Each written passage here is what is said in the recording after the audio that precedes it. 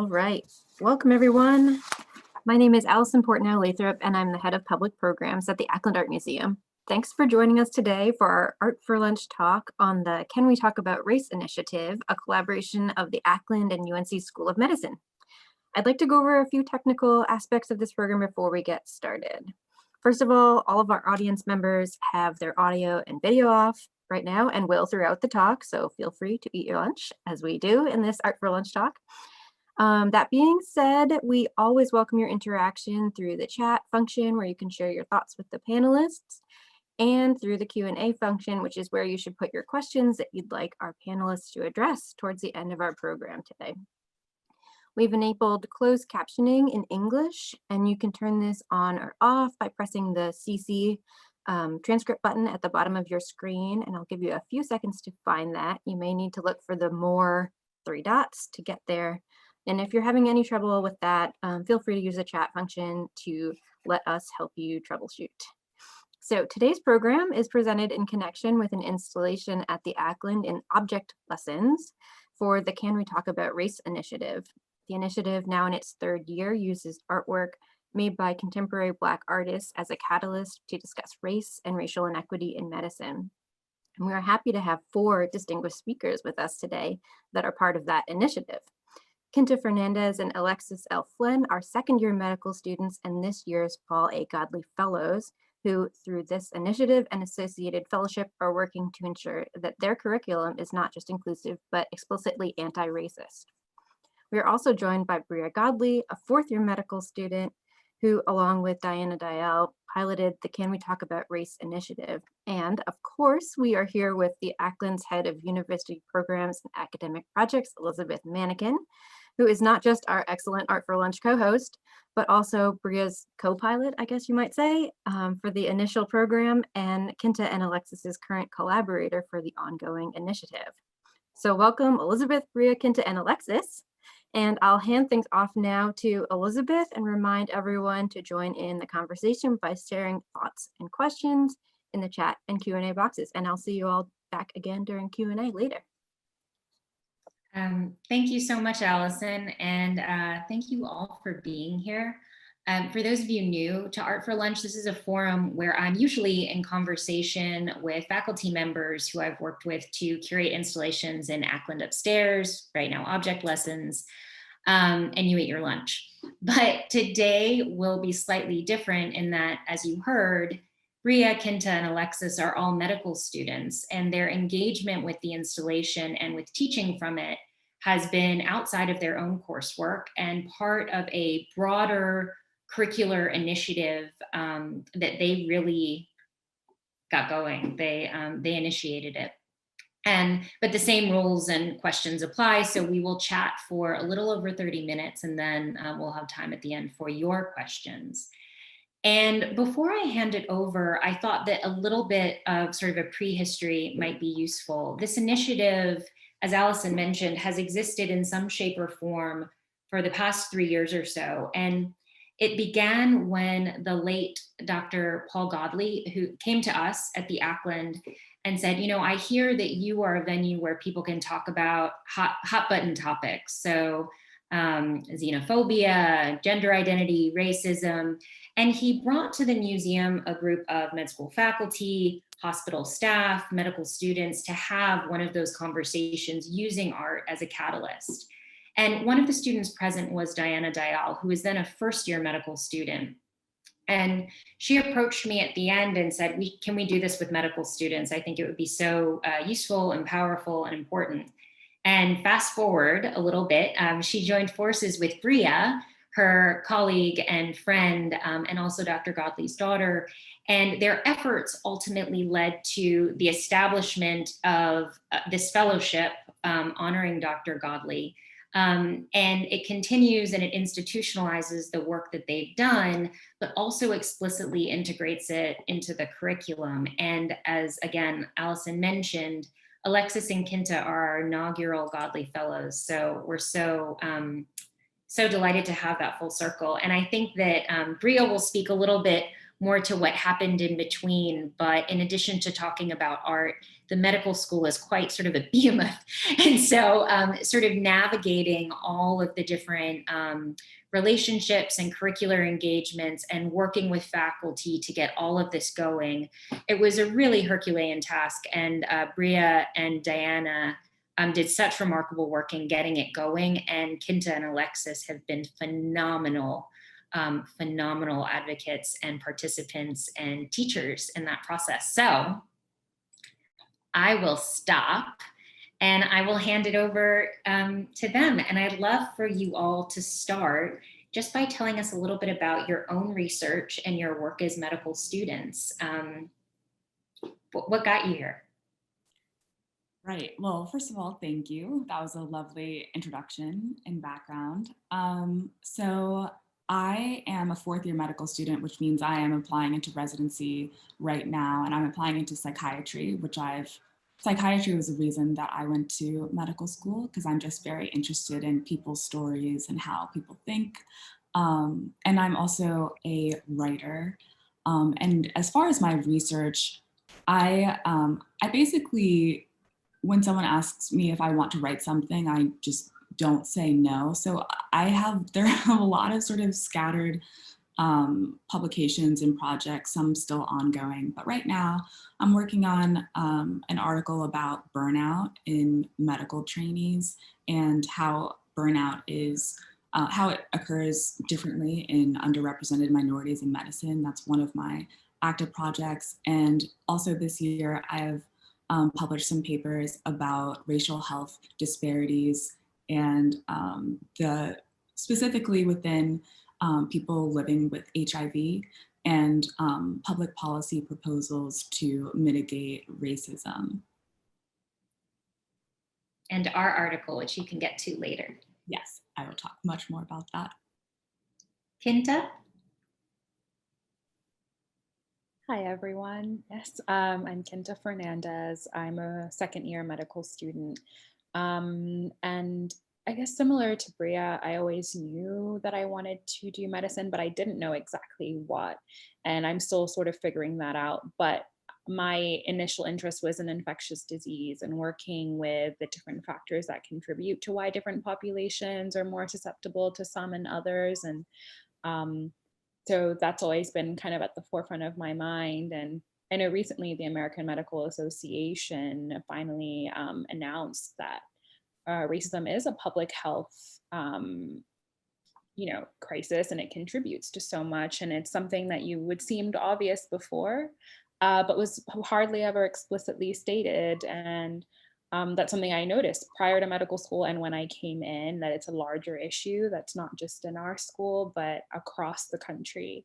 And so I felt pretty strongly about not just my basic science research, but there's little use to learning about all the science when one of the most major contributors to the health disparities we have is not properly addressed or not in the way that I thought was sufficient.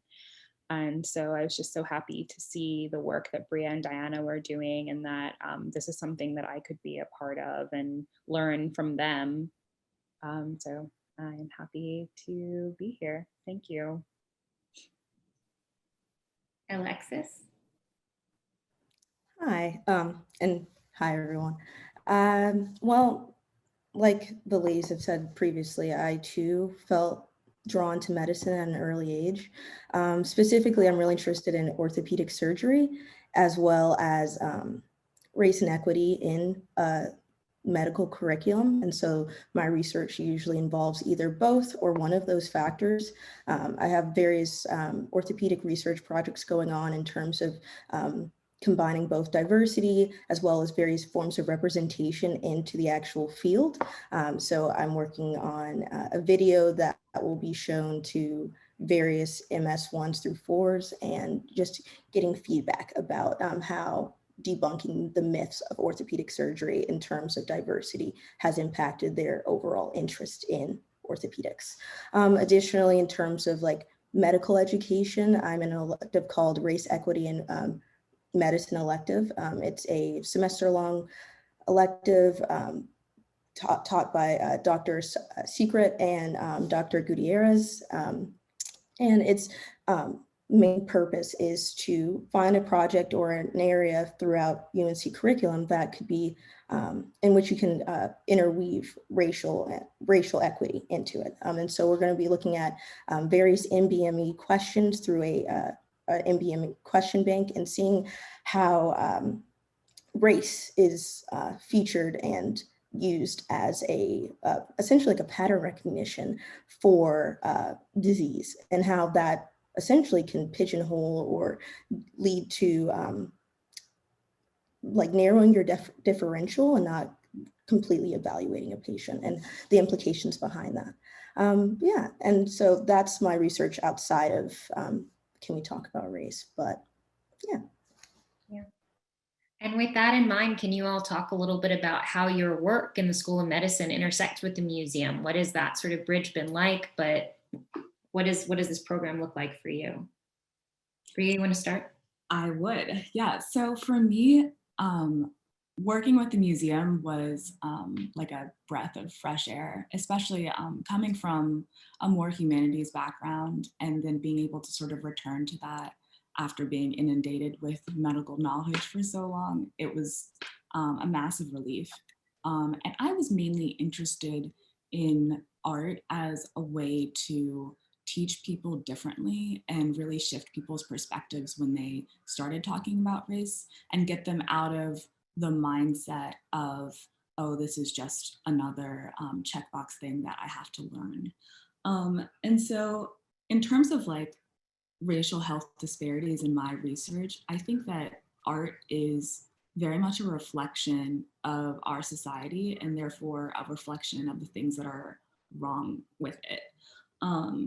And so I mean, I really credit my father with coming up with this idea that was just so innovative. I don't know where he got it from or, but I mean, he was a bit of an artist himself. He was a photographer, and he actually independently came to me and asked me if I could continue this initiative that he had started. I hadn't even attended the first one because I was like a first year and I didn't know how to study and I was very overwhelmed. So I missed out. And because I was taking the racial equity medicine elective, and they do have this element where they basically ask you to improve upon the curriculum as a final project. I was like, okay, so I will take this on. I will partner with Diana and we will try to make this a part of the curriculum. And the impetus behind wanting to shift the curriculum was basically my own personal judgments about how the curriculum with regards to race at that point had been deficient. So just a little bit of background about that.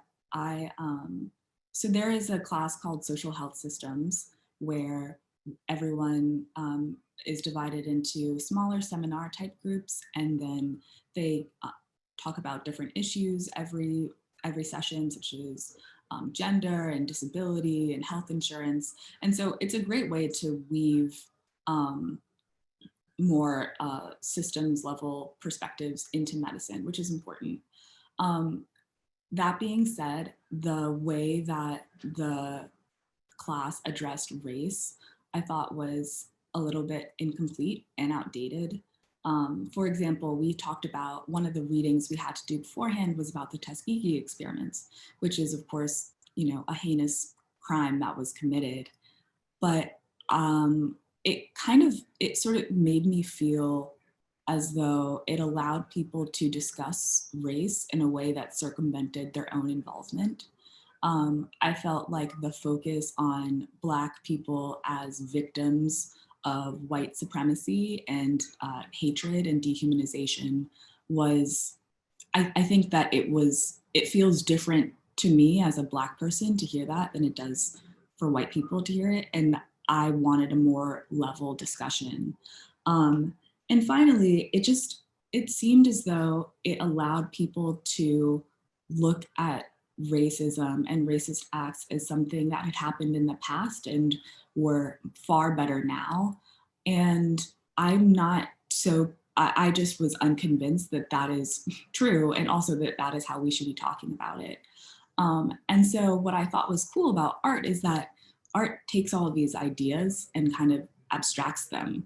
And it levels the playing field because medical students generally are not that well versed in art. I myself have never taken an art history class because I had to take organic chemistry.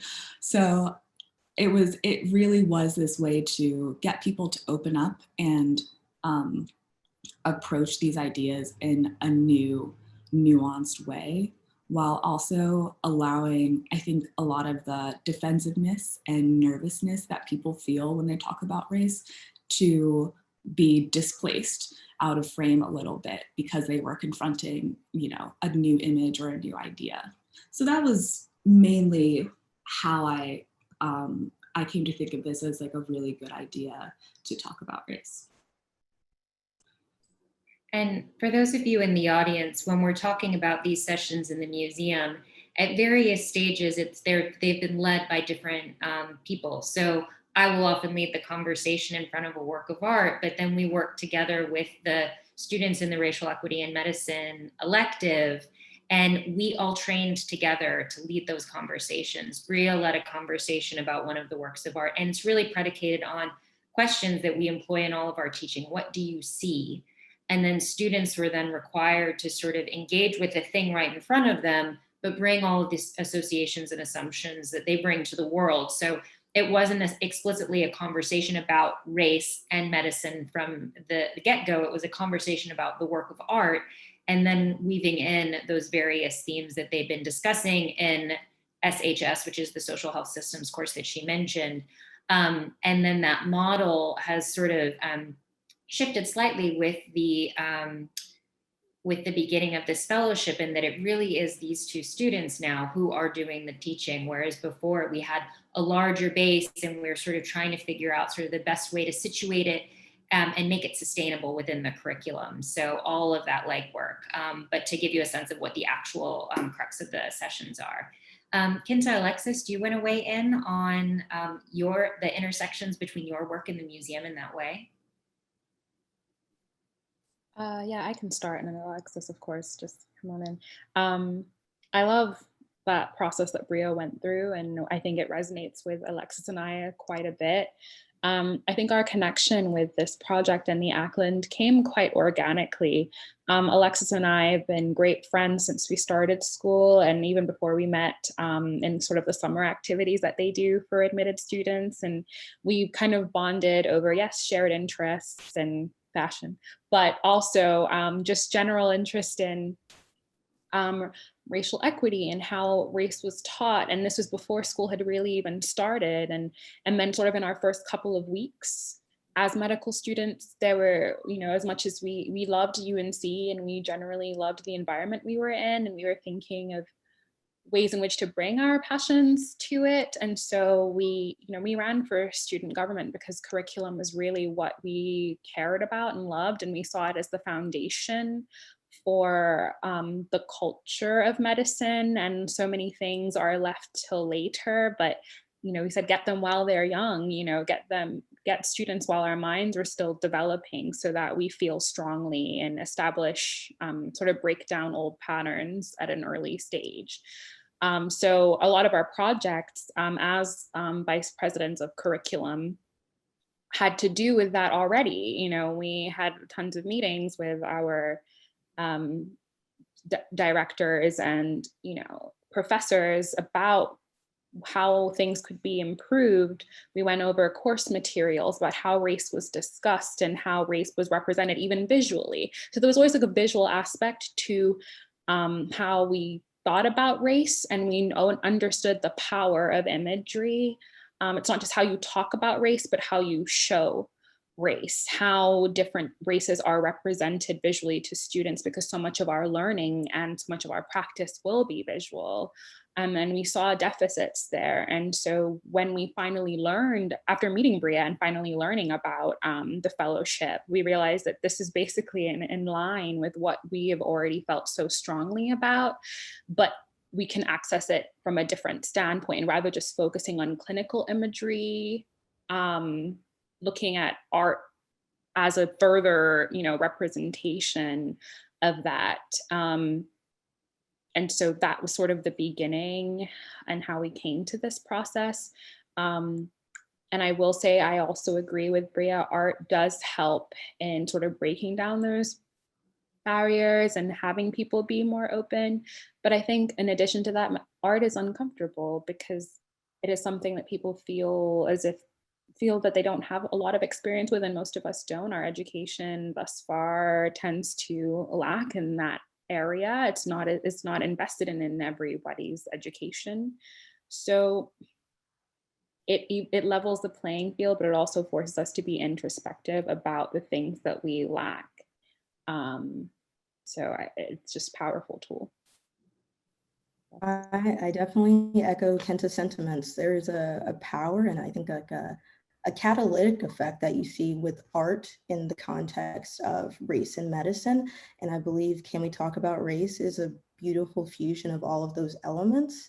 And in terms of like how this intersects with our research and our like just general curriculum, going throughout medical school, there's often times where I feel that we felt that like the way that race is discussed is insufficient, unfortunately. It's more so on terms of like objectivity, on statistics, on pattern recognition. If you see this clinical presentation on a Black person or a Jewish person or a specific racial group, then we should anticipate this sort of disease. This pattern recognition is ideal for test taking skills, but it is unideal for developing quality physicians who examine patients holistically. And I believe that our involvement in Can We Talk About Race has been able to remove that concreteness that we see in the context of race and medical education, and allow people to bring their own perspectives and their own ideas and their own experiences to this sort of arena. And through art, we're able to bring those perspectives and essentially compare them to other people's, and in essence, just process how our perspectives and our experiences have essentially colored the way that we view the world and how other people view the world as well. And I feel like there's not a lot of opportunity in medical education to do that. So this is an amazing entity that I know will be able to happen annually. And there's been great interest in it, which has been fantastic. So.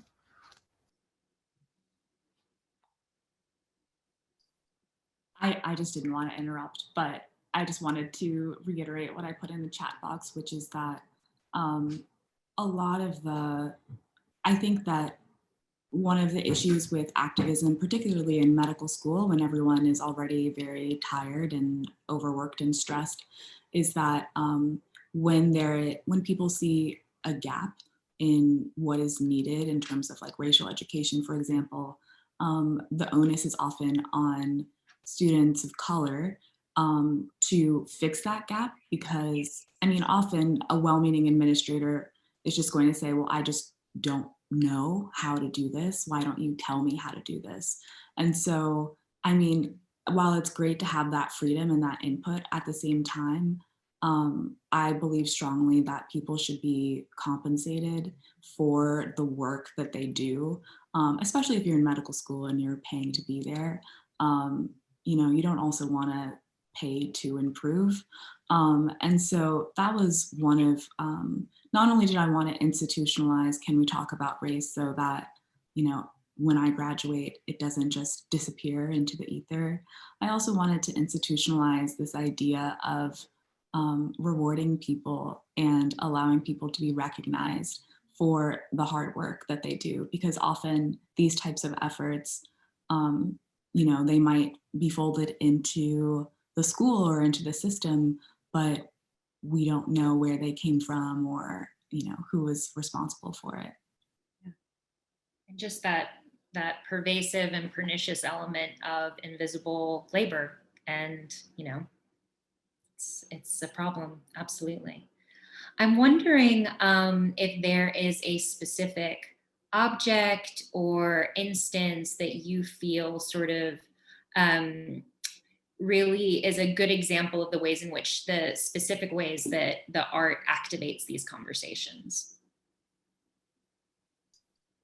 Well, so when you were originally teaching us how to lead these conversations, we looked at a couple of different pieces, but the Glenn Ligons in particular were very powerful.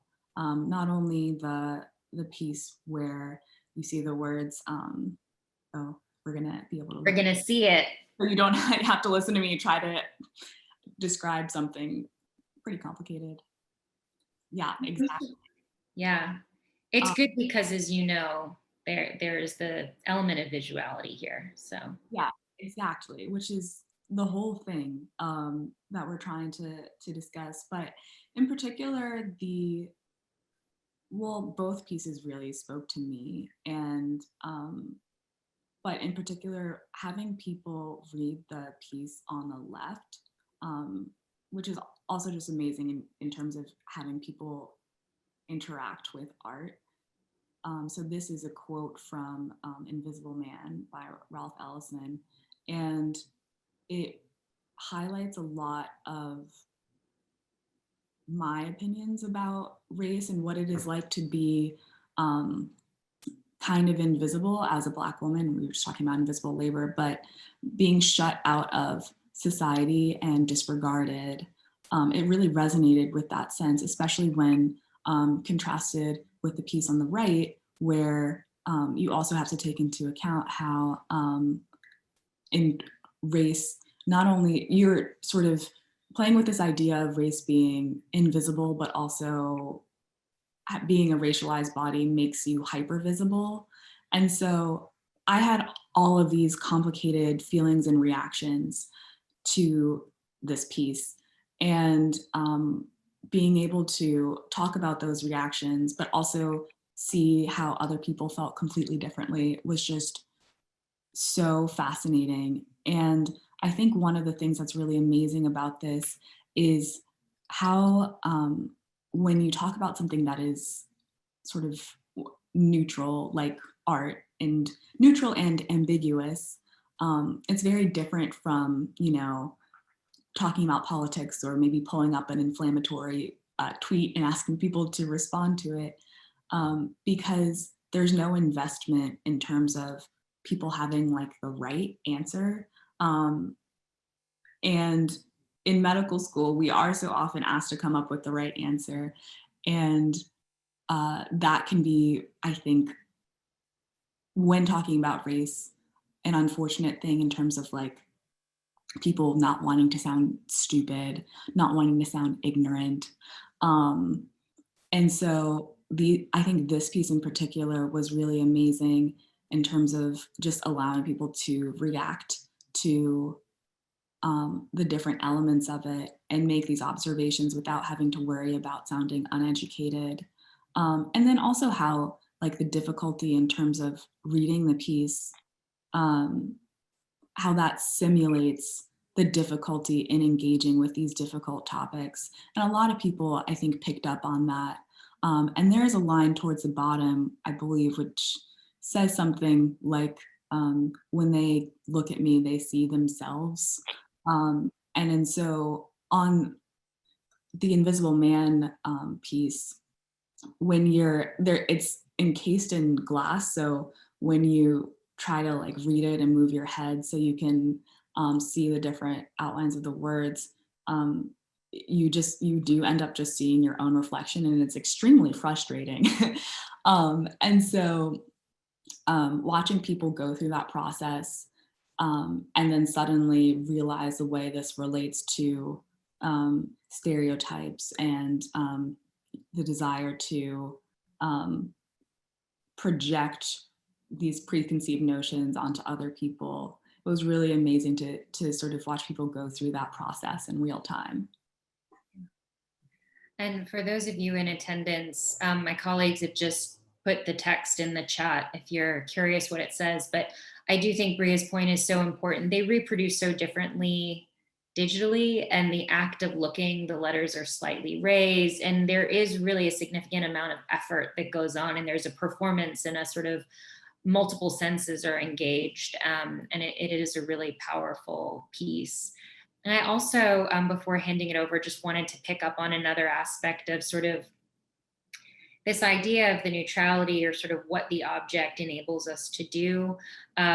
We have talked about it a lot, but one of the things that you can agree upon what is there, right? The art in our case is not moving, and there is objectively something there, but the responses to it are subjective, and the emotions it elicits are subjective, and the associations it conjures are also very individualized and idiosyncratic. And what these activities enable are for the students to see those disparities of, like, we're all looking at the same thing, and it can be agreed on that this is the same thing, but I'm responding this way, and you're responding this way, and you're responding this way. And what do those discrepancies show me about my own perspective, no matter who I am? And this is a really powerful work. Thank you so much, Bria.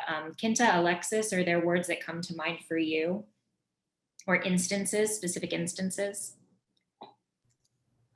I know that I primarily focus on a piece called Man, Spirit, Mask by Willie Cole, another African-American contemporary artist. And the next slide that's coming up. I would say that there's been multiple aha moments between the conversations that we've had with students, because we've done multiple iterations of Can We Talk About Race with the MS1s. And one of the things that the first thing I asked really is, what's the first thing you notice?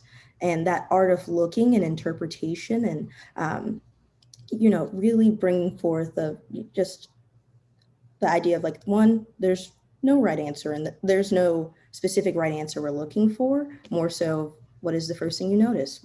And there's times where people, say the interconnection between each of the panels of the triptych with specific patterns, or like the branding that we see on, or the scarification that we see in the first panel, and people notice that as well. But one of the questions that I asked at one point, I think during the last session actually, was what mood do you feel or do you experience when you're looking at this, the first panel specifically?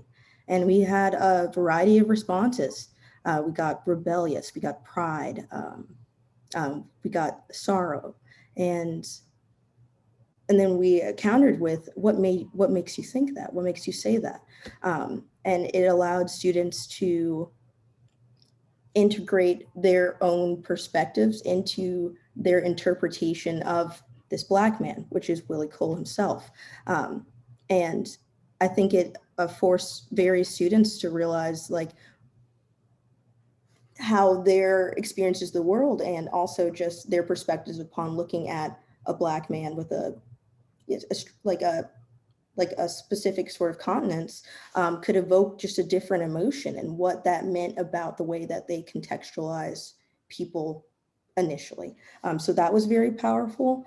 And then when we just generally layer context about Willie Cole's exploration into his African-American heritage as well as his African heritage, and having that juxtaposition of, like, Western religion with African cosmology has also been an excellent way for students to understand and experience the depth of art in the context of Willie Cole's interpretation, which I think has been very impactful.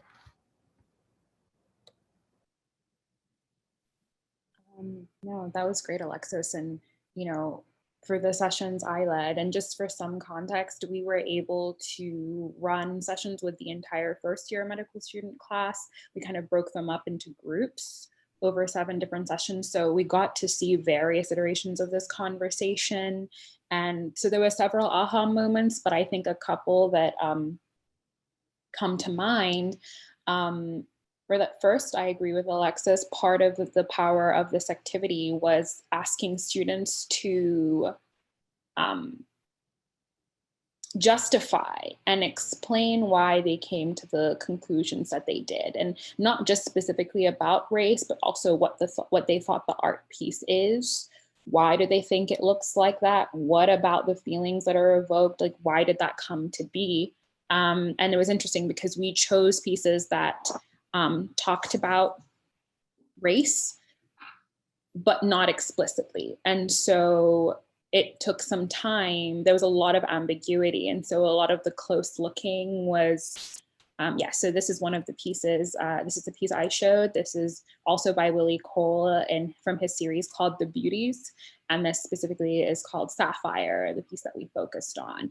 And so by looking at it, it's very difficult to tell what it is. We would zoom in and out and to allow students to kind of come up with different ideas as to what they thought it was or how it was made and what was the visual evidence that they could point to that would, that led them to that conclusion. And so I think what came out of that was forcing or encouraging self-reflection and finding why it is that they came to the conclusions that they did, which is difficult to do when you're used to being a medical student, in which there is usually one right answer to every question and not an interrogation of the systems that led to those concepts or theories being formed. Just like Bria said, there's not a lot of time to put ourselves in the conversation about race and interrogate our thoughts and why we think the things that we do, even if you believe you're coming from a liberal mindset. You know, there's a lot of work to be done no matter where you stand. And then I think what else came to mind was talking to the students about what this has to do with race in the first place. What ended up happening through a couple of our sessions, which I enjoyed, was the conflict between whether or not we were discussing race and whether or not we weren't. And some students felt very strongly about the fact that even though the session was called "Can We Talk About Race?", that they weren't having an explicit discussion about brutality, about oppression, about discrimination. Some felt very strongly that that was ineffective and that the time would be best used discussing race in another way, in the way that they are accustomed to. And we asked them to tell us why they thought a discussion about race had to be done in a particular way and what the utility of that is. And so it really forced people to think about why race should be discussed in any particular way and why they are uncomfortable with it being discussed using art without the imagery that they are used to seeing. And sort of on a final note, this is an image of an ironing board. Sorry to give it away to you all. However, there were many people that, because of the title of "Can We Talk About Race?", imagine that this was a diagram of the Brooks slave ship diagram. You know, the priming effect, and that it's almost as if that would have been a more legitimate conversation about race rather than art produced by an African-American man talking about his experience as an African-American. Yeah. It's so satisfying to hear about that because, well, for one, I just haven't been able to attend a lot of the sessions that any of the sessions that you all have been leading. And so it is definitely a familiar critique where people want to push back against race being discussed in a way that they're not familiar. And I don't know, it's just, it makes me laugh, and I'm proud of you guys for just allowing that to lead to more conversation. To my own answer to the question of like, what is the aha moment when people are discussing these works of arts? And like, for me, I think whenever white people are able to talk about whiteness and they bring it up themselves, and they bring it up when they're just looking at, you know, this ambiguous stimulus, that for me is always going to be a win, because so often people, I think, sort of in keeping with what Kinta was just saying, is that people like to discuss race in a way that just, it just is the usual narrative about people of color and indigenous peoples being oppressed, and they don't want to talk about whiteness. And I think that lack of discussion, that lack of pointing out that white people also participate in race, not just as the oppressor, but just that they are also a race, to the extent that anyone is a race. But that helps to dismantle the power that whiteness has, just the power of not having to talk about it and not having to be seen or thought about. Yeah, and I can definitely echo those sentiments. A lot of times, white is the baseline of existence. And unfortunately, when we look at all art, we're looking at the person's perspective, but also discussing their personhood. And when we're talking about an African-American artist, and he's describing his culture and his experiences and infusing that into these pieces of art, he's infusing his race, his culture, his beliefs, his values, or her values.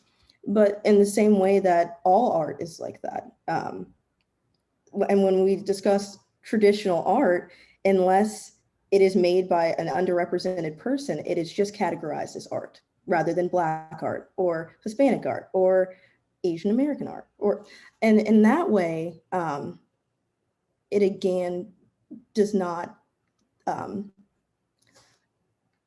there's not that explicit discussion, which is always disconcerting for me, because it is as if every other race of person other than white are a race, and then everyone else is just human, which also is one of the things that multiple students have like run in with. And there's been like visceral responses where people almost started crying during the session, and they were moved by the power, not only just the exercise in itself, but also contextualizing it in the current contemporary society that we live in, and the way in which the looking process and the layering of context built upon your own interpretations, but also encounters like, what is my interpretation with the world, and why do I view this way, and why am I so resistant or hesitant to speak in these opportunities? Yeah. One of the findings too, I mean, the fact that this program has been institutionalized and is in the curriculum also enables us to innovate and adjust. And one of the things we discovered last year was that people didn't see the explicit connection. They knew we were talking about race, but it wasn't clear how it was related to medicine. So this year, it's been interesting because at the end of our conversations and the reflection, we more explicitly ask about it, and we're able to have those conversations like Kinta was just mentioning, where some people will ask, was this a conversation about race? And laying bare those assumptions and having people be like, well, I'm white. And you're like, yes, that is part of the point. And thinking about that reflective and that introspective aspect is so important for their metacognition as training physicians, and thinking about, how am I thinking about these things and what are my assumptions? And then tying it very explicitly to their work in clinic, their work in their education now. So yeah, so I think it's such an important point. I just wanted to reiterate. I wonder, I'm mindful of the time, are there questions that we should be sure to get to, Allison? Or no, should we wrap it up? Oh, we have one, I think that would be, if we don't have any others that come from the live folks here, we have one that was asked in registration process that I think would be a really great way to wrap up if we don't get others. And it's someone who'd like to know what insights have opened up with this initiative, and how does it apply in practice? Or how do you envision it applying in your future practices?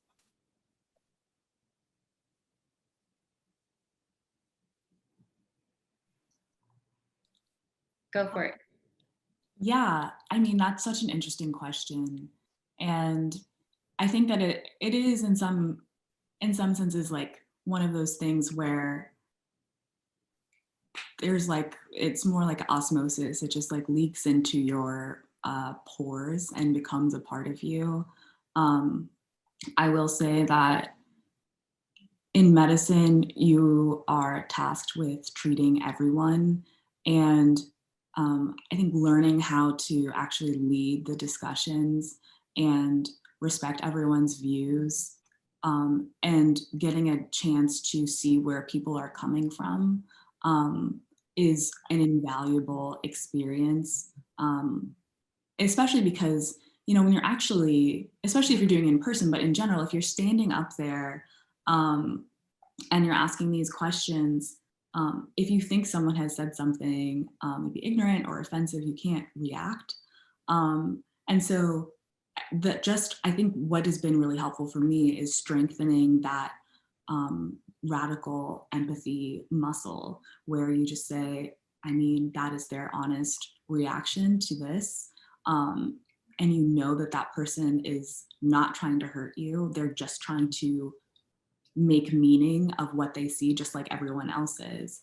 And so I think that that is something that definitely served me well when I was doing, you know, like my medicine rotations in Asheville, and people would come in with, you know, the Confederate flag, baseball caps and t-shirts, and I can't react to that because, you know, I think it's a betrayal of a therapeutic alliance to say right off the bat, I don't believe in your views, even though, you know, they're kind of being dismissive of my identity by wearing that. But I think that, yeah, I just think that was one of the things that was like really helpful, is just learning how to be accepting and radically empathic. No, go ahead, Alexis. Okay. One of the things that I've been able to work on in the Can We Talk About Race events is, because we've been doing multiple iterations of it, is not anticipating that each session will be the same as the previous one. I think a lot of times in medicine, there's like, after I do steps 1, 2, and 3 of this research, then I'll be able to do this. And having that idea that there should be a sequence that should happen, and trying to drive the conversation towards an ultimate end is always in mind, but realizing that that ultimate end has different paths has also been very rewarding, but also it's been an exercise in me being able to be flexible with the ways that I lead conversations. And that's also just helped like strengthen like my spontaneity and my ability to adapt, which I think is something that's actually very hard to teach in an objective sort of atmosphere that we see in medicine on a regular basis. So I know I'll be able to infuse that adaptation and that flow of conversation into my actual medical practice, which I think is invaluable. Yeah, no, very similar along what Alexis discussed is, and Elizabeth can attest to this, it's very difficult to teach and lead without imposing your thoughts on other people. So not just, you know, anticipating how things should go, but trying to think for others is very easy to do and not very effective when you are encouraging introspection rather than learning. And that is very difficult, but very important lesson for me to learn. It's not something I realized I was bad at, because I don't think I'd had enough time teaching in my life prior to this. And it's a scary realization to come to, because we all assume we are better at this than we are, and we aren't. And in medicine, people will look to you to be a leader of some sort, whether or not you like it. And part of that involves telling people things and them assuming that you are the authority on them, and avoiding, when you're working in teams, imposing your thoughts, your views, and your opinions onto them, or wanting them to come to the conclusion you did. It's very difficult to avoid. And so that's something I've learned and will continue to try and bring into my life. And I just, to kind of weave in another question, because I know time is sort of limited, I did see somebody ask, how have this thing being led virtually sort of changed that? And I think that's part of it being virtual and sort of trying to impose what I hope that they can take away from this as part of it. It's easier to kind of allow a organic back and forth when you can experience people's body language and their thoughts, and kind of have people interject, or even have multiple little conversations going on at the same time that you cannot do on Zoom.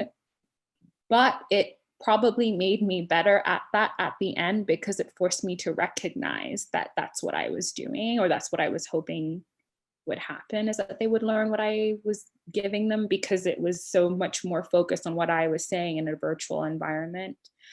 I do think it changed things. I don't necessarily think it made it less effective. The only thing I would have hoped for is for students to have experienced the pieces, the art pieces, in person, because of their physical presence, and that the ones Alexis and I picked are very large art pieces. And I think that would have had a certain impact on the students. So I hope they get to see them later. But being virtual does make you very mindful of how you speak and what you say.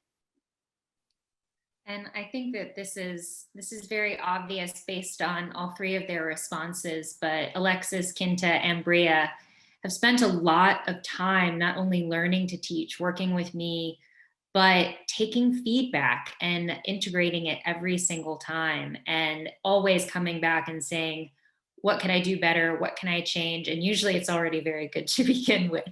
And so that labor too of just becoming excellent teachers has been such a remarkable facet of this. And the conversations we're able to have show that, and show and reflect not only the hard work, but the sheer talent of these women. So I think that that's an important point to emphasize.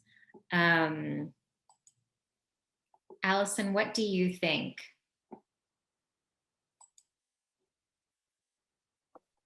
I think, let's see, we have a few more questions, but not very much time.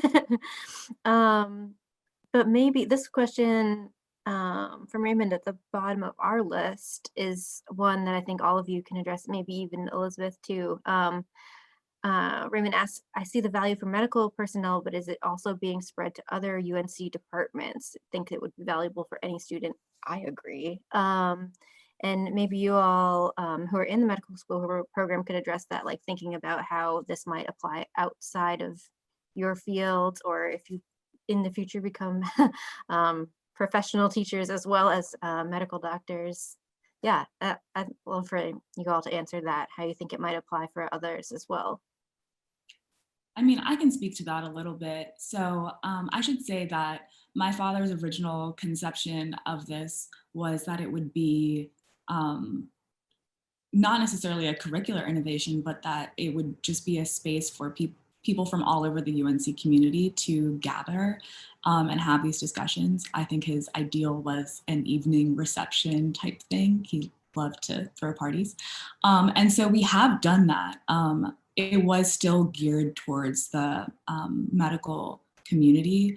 However, I do think if anyone, wants to adopt this model, I know that the Ackland is more than happy to accommodate. And I think that it is helpful, not just for all students and faculty, but just as a person, to be able to have this experience, because it really is very different from any other conversation, I think, that exists on campus. Yeah, I might weigh in that there are several facets. We do a lot of teaching people to teach. And I think that some of the sort of soft skills and competencies that all three of them have mentioned, as far as what learning to teach from objects yields, that's something that we actually do engage with quite a bit. Discussions about race are, when we do have them, they're usually under the umbrella of a specific course or its learning objective. So it might be a class that's talking about, history or policy or English or anything, and we might engage with the conversations in that way. But I agree. I think that this kind of program is so important. I think we need to talk about race considerably more than we do. And using the artwork as a catalyst, I think, is a really generative and really effective way of doing so. And I'll also say, to the point of scale, I think those events were so wonderful. And obviously, we're not doing big events right now. But part of the power in these conversations too is having, a smaller group of people looking at one work of art. And so thinking about, how that happens. But thank you, Raymond. I think we should do more too. Alexis, Kinta, do you have thoughts, or is that sort of what you think? I definitely know that we've been in talks of extending the Can We Talk About Race event to various faculty members of the School of Medicine who are interested in the opportunity as well. Additionally, we've had just some of our colleagues, because the Can We Talk About Race event is geared at all MS1, so everyone else that are in advanced years don't exactly have that direct access. And there's been it's becoming a kind of popular event, which is kind of exciting. So there's definitely interest. And I know Kent and I and Elizabeth have talked about continuing this on in the spring. So yeah, check your emails anytime now. All right. Well, I just want to say thank you to all three of you for being here. Thank you to our audience for not only coming, but staying a little bit late. It is such an honor and a pleasure to work with you all. I'm lucky I get to do it very frequently. And I'm just so delighted that our audience could hear a little bit more about all the important work that you are doing. So thank you. And yeah, Allison, is there? I think that's all I was going to say. I'm so glad that you all could join us here. Bria, Diana could not join us. Bria, Kinta, and Alexis, and of course, Elizabeth, my constant co-host at the Ackland. It's been a great conversation. So thank you so much for being here today. And thank you to those who have joined us.